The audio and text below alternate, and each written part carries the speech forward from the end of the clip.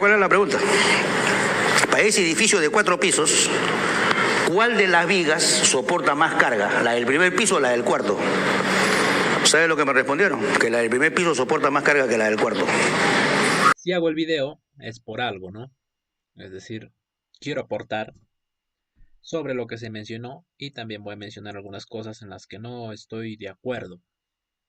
Tengo acá un pórtico en este caso, todas las losas de entrepiso, la carga que llega en ellos es de la misma magnitud. Lo he asignado con la misma magnitud. Ahora, vamos a ver los momentos. Primero, en su video, en ese que se muestra al inicio, en un segundo momento, para no confundirnos, en un segundo instante, pasa a hablar sobre los momentos flectores en todas las vigas y muestra momentos iguales en todas las vigas, lo cual no es cierto. Si bien es cierto, está tomando un modelo simplificado que no considera las rigideces de los elementos, actualmente existen procedimientos un poco más precisos, ¿no? En los que sí se toma en cuenta las rigideces de los elementos, hablamos de vigas y columnas sobre todo.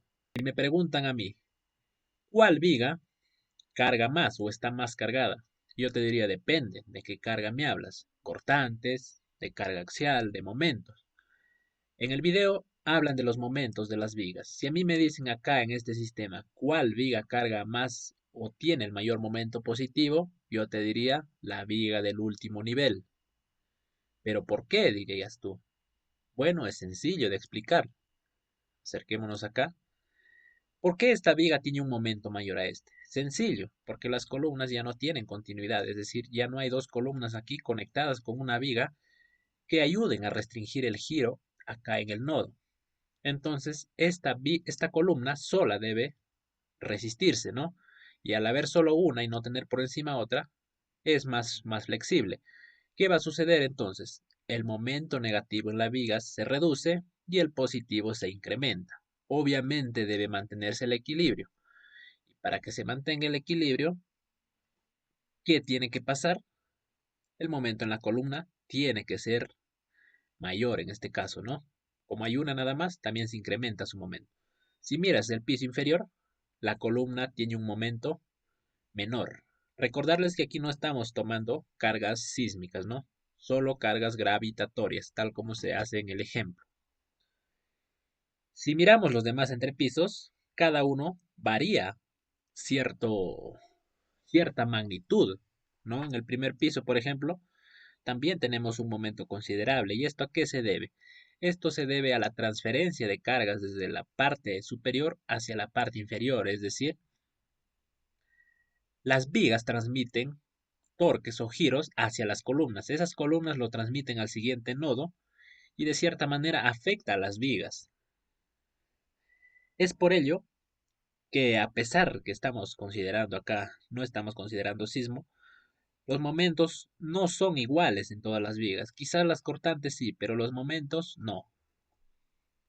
Si incluimos sismo, las cortantes van a ser diferentes. Entonces, si puedes ver, si hablamos también de las columnas, no son las del primer nivel las que tienen los mayores momentos a cargas gravitatorias. Puedes ver que acá lo tenemos en el segundo nivel.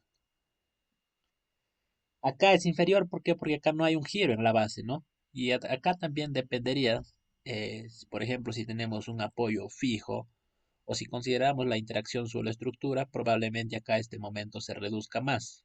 Este empotramiento comience a asemejarse a un apoyo fijo. Entonces, ¿en qué concluimos? Que no es tan sencillo como parece. Hay que considerar las rigideces de los elementos. Es decir, debemos considerar el comportamiento de la estructura o de los elementos estructurales cuando interactúan entre sí y cuando se considera tanto fuerzas sísmicas como fuerzas gravitatorias. No es tan sencillo como parece. Cuando pensamos que sabemos todo, en realidad no sabemos nada. ¿Por qué? Porque el conocimiento es ilimitado, ¿no? Eso es lo que les quería aclarar y vamos a hablar también de otras mentiras. Por ejemplo, pensar que siempre debemos apoyar las viguetas en el tramo más corto o en la dirección más corta, lo cual es falso. No siempre es aplicable. Por ejemplo, cuando trabajamos en un sistema de albañilería, buscamos cargar los muros de manera más o menos equitativa. ¿Para qué? Para aumentar su resistencia a corte del muro. No cargarlo demasiado tampoco, porque ya eso comienza a afectar su integridad durante un sismo y quizás va a ser necesario agregar refuerzo horizontal continuo. Hay veces que en la dirección corta los elementos de apoyo no tienen la rigidez necesaria, entre entre otros motivos. Otra de las mentiras es pensar que la viga que carga viguetas es más importante que la otra viga que está perpendicular a ella. Muchas veces la viga que carga viguetas pertenece a un sistema de muros estructurales o de albañilería, por lo cual ante sismos no se esfuerza mucho. Por el contrario, la viga que no recibiría las viguetas, por ejemplo, puede ser que forme parte de un sistema de pórticos, por lo cual ante sismos va a tener mayores solicitaciones que la viga que carga viguetas. Entonces se convierte en más importante que la viga que recibe viguetas a pesar de no cargar losa, ¿no? Hay que tener mucho cuidado porque muchas veces al iniciar la carrera en estructuras y cargas, por ejemplo en el curso, te enseñan, ¿no? A predimensionar, a metrar las cargas y te dicen la viga principal, la que carga las viguetas, ¿no? Y uno a veces piensa que es más importante cuando se le denomina principal o por el simple hecho de cargar viguetas y en la realidad no es así. Bien, esto es lo poco que les quería compartir y espero que haya sido de su agrado.